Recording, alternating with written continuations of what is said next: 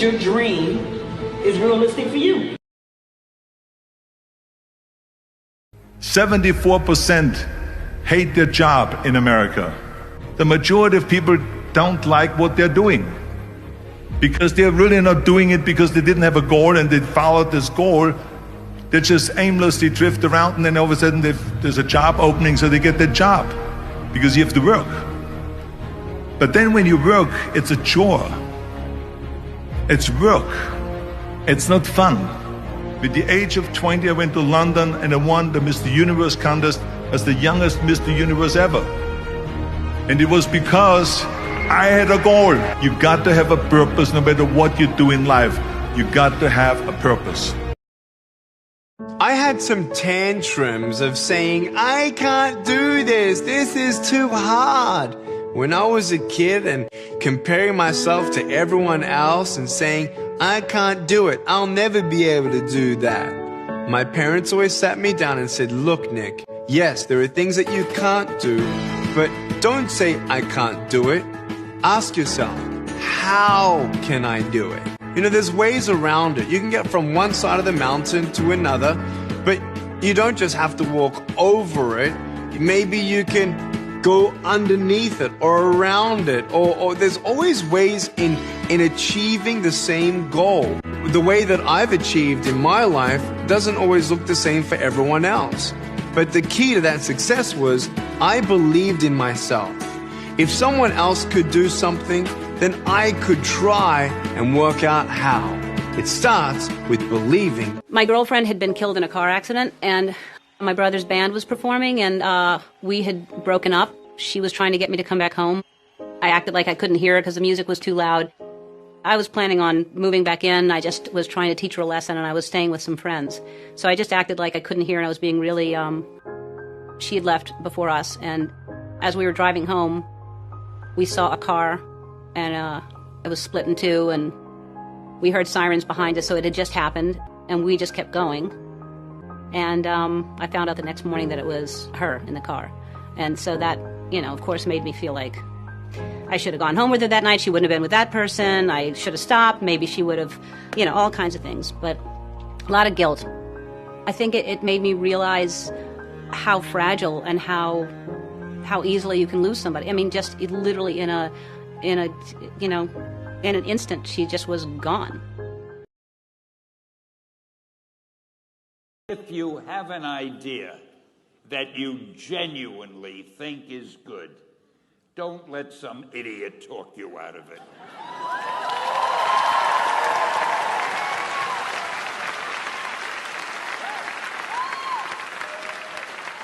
Now, that doesn't mean that every wild notion you come up with is going to be genius, but if there is something that you feel is good, something you want to do, something that means something to you, try to do it. Because I think you can only do your best work if you're doing what you want to do, and if you're doing it the way you think it should be done, and if you can take pride in it after you've done it, no matter what it is. If you can look at it and say, I did that, and I think it's pretty damn good. That's a great feeling. I knew I wanted to be in show business, and I just happened to luck out and things happen. I think if you know what you're supposed to do, deep down inside, I think everybody does, and a lot of people just don't go after it, you know? And like most people start out, they say, I want to be a this, but I'm going to get that to make sure I have something to fall back on. Yeah. And what you're doing is you're setting yourself up for failure, because you're going, there's a possibility that I'm going to fall back. And when you put that out there, then you fall back. But if you just say, hey, this is what I want to do, and you go do it, you usually get your stuff the way you want it, man. That's what. One evening, a gentleman came to our house and said, there is a Hindu family with 8 children, have not eaten for a long time. Do something for them. And I took rice and I went immediately. And there was this mother, those little ones' faces, shining eyes from sheer hunger. She took the rice from my hands. She divided it into 2 and she went out. When she came back, I asked her, where did you go? What did you do? And one answer she gave me, they are hungry also. She knew that the next door neighbor, a Muslim family, was hungry. What surprised me most, not that she gave the rice, but what surprised me most, that in her suffering, in her hunger, she knew that somebody else. Before April 1954, the universal belief was that man was not physically capable of breaking the 4-minute barrier, that he could not run a mile in less than 4 minutes. But here's what happened, ladies and gentlemen. Roger Bannister came along, and he broke the 4-minute barrier. Now here's what's significant about that. Since that time, up to this day, over 20,000 people have done it, including high school kids. What changed? They knew it had been done. And because they knew it had been done, there was a new belief. And they did it, denying saying that you know in your heart that if someone has done it, then you can do it. It's possible. And that if someone can make their dream become a reality, that it's possible that you can make your dream. Life is short. It's too short to live depressed. It's too short to live anxious. And it's too short to struggle every day with thinking about taking your life. I want to challenge you tonight to get up. That you're not quitting tonight. That one day it is appointed unto all men to die. But that is God's responsibility, not mine. And so I don't know who I'm preaching to tonight, but I want to say to you, get up. Your future is brighter than your past. I want to say to you in the balcony, get up. Your ladder is greater than your former. I want to say to every person in this room, get up, because the best is still yet to come. The Marines have a saying, everybody wants to go to heaven, but nobody wants to die. And that's just real. At the center of bringing any dream into fruition is self-discipline. Your life is a book. You got a bunch of chapters in your book, but when they close that book, how good was the book? How good was your book? What was the ending to your book?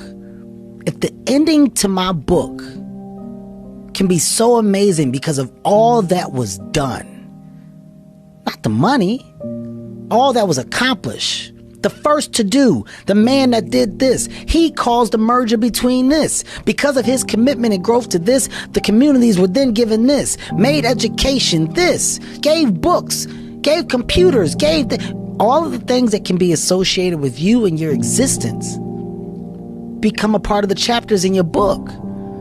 So my drive is about my book. Hello everyone. I'm so sorry I can't be with you tonight. However, I couldn't completely miss the chance to take a moment to share some thoughts with all of you.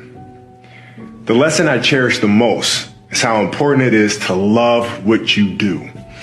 If you love what you do and it's making you happy, all the hard work and perseverance will pay off. I once had a guidance counselor tell me that I shouldn't play basketball, that it would never amount to anything for me. His negativity towards me made me stronger. You can't stop people from trying to limit your dreams, but you can stop it from becoming a reality. Your dreams are up to you. I encourage you to always be curious, always seek out things you love, and always work hard once you find it. So with that, I'll let you carry on with your evening. Please know I'm thinking of you, supporting you, and encouraging you always. Peace. If you're tired of starting over, stop giving up. I can do anything, be anything, create anything, dream anything, become anything. If you believe in yourself, you will know how to ride a bike. If you don't, you just keep practicing. I just want everything to be good as possible. Nothing else. This is your turn. Now go up there and think. One of the most important things, never, ever quit. Never quit. I've seen people quitting, and if they would have held out longer, they would have been successful. I've seen it so much. I've seen some of the most brilliant people in the world that never made it because they were quitters. They were just quitters. They would quit. They just couldn't take it. They couldn't whatever. One of the things about loving what you do is that it's not work, and therefore you don't quit automatically. It's a lot easier not to quit. But you can never give up.